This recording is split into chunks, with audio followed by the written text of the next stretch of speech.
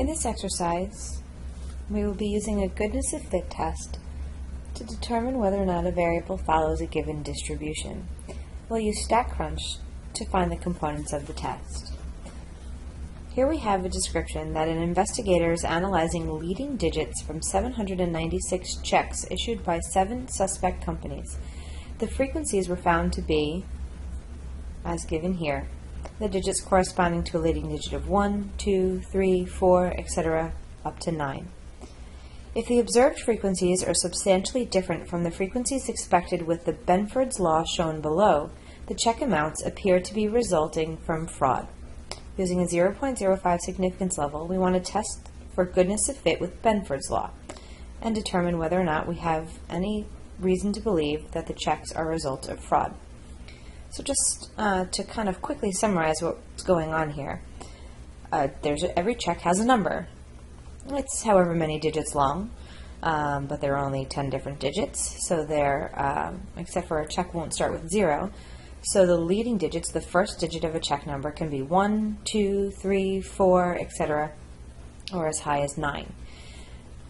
There's a law that kind of dictates what we would expect, or how frequently we would expect a check number to start with a 1, to start with a 2, etc. So Benford's law, that I don't know anything about, you don't need to know anything about, but what Benford's law tells us is that the leading digits of check numbers 30% of the time should start with a 1, 17.6% of the time should start with a 2, etc., etc., and only 4.6% of the time would we expect a check number to start with a 9. So we have 796 checks that were actually looked at. 240 of them started with a 1, 126 of them started with a 2, etc., etc. So they're asking us here, do these frequencies meet up with what we would expect the frequencies to be if Benford's law was true? And if they don't, then we have evidence of fraud.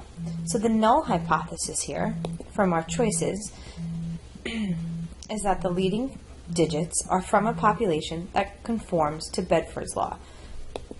In other words, that the frequencies in the sample are close enough to these percentages that come from Benford's law for us to believe that the checks come from a valid population of checks. The alternative hypothesis then would be that that some of the checks, that there are some a significant number of leading digits that don't conform to the law. So if at least one of them is significantly off, then we potentially have fraud. So the alternative hypothesis here would be that at least one digit has a frequency that does not conform to the law. In other words, at least one of these frequencies does not fit into this percentage, and that would give us evidence of fraud. It could be more than just one that's off, but if at least one is off, then the entire distribution is not what's claimed. So those are our hypotheses. So just like any goodness of fit test, we're going to compare these observed frequencies to the expected frequencies if Benford's law holds, if these checks come from a population that conforms to Benford's law.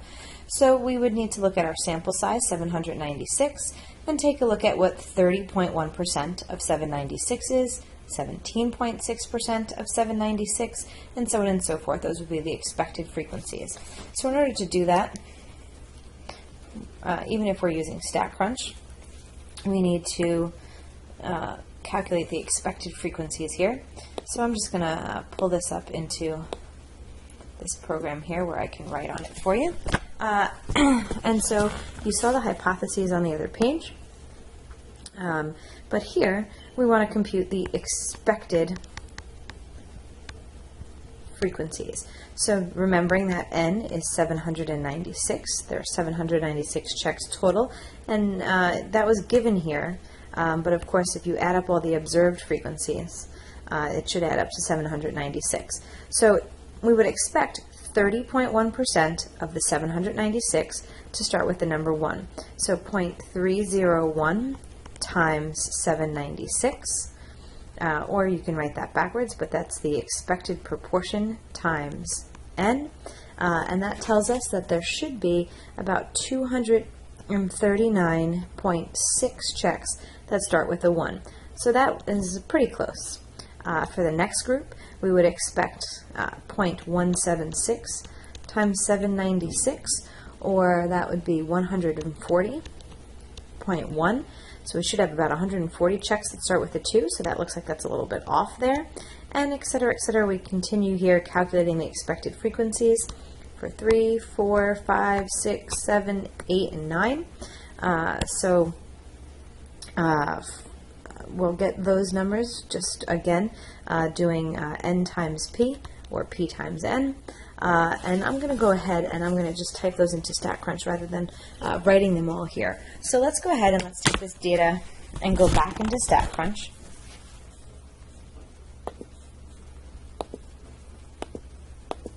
So here's the exercise again, and remember this little blue box, if you click on it, allows you to open it in statcrunch. So I open this up in statcrunch, and notice what they're giving me here is the leading digit. So our variable is the leading digit. There are 9 different values there. These are the actual frequencies, or the observed frequencies. These are not the expected frequencies. These are the percentages. Remember that 30.1% we're supposed to be a 1. So this is a percentage here.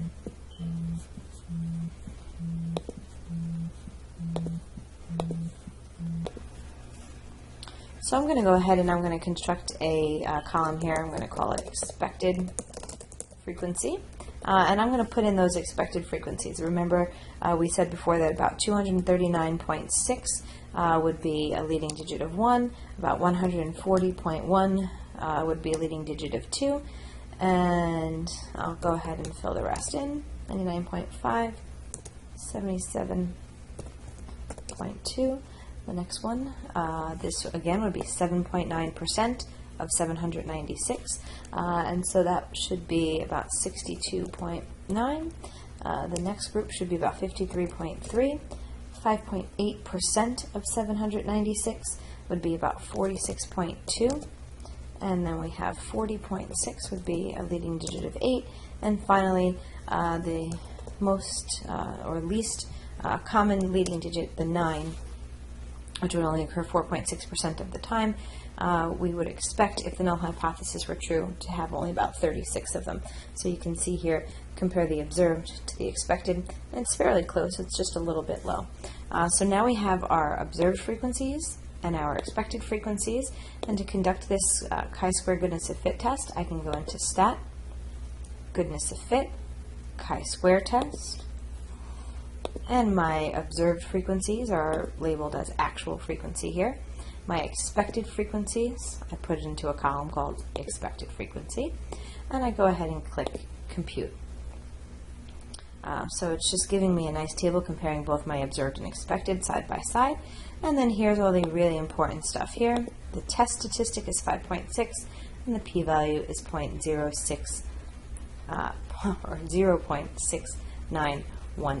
So I'm going to go ahead and I'm going to go back into my math lab. We got that part right.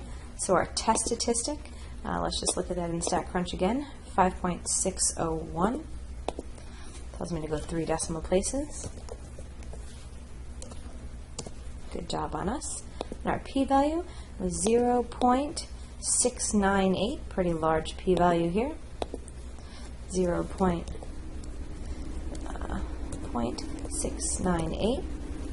I wanted 4 decimal places, so 0.6918 rather, 6918. And now the conclusion. The p-value is fairly large here. The p-value 0.698, we of course have to compare the significance level of 0.05. So with 0.05 as our alpha level, that's our p-value is much bigger than that. So we do not reject the null hypothesis. There is not sufficient evidence to warrant rejection of the claim that the leading digit is from a population that conforms to Benford's law. So it does not, whoops, wrong one. It does not appear that we have fraud. If we rejected the null hypothesis, that would mean at least one digit was significantly off, and that would suggest fraud. Since we don't reject the null hypothesis, that doesn't mean there's no fraud. That just means that we don't have evidence to say there's fraud. And this is another example of a goodness of fit test in section 12.1.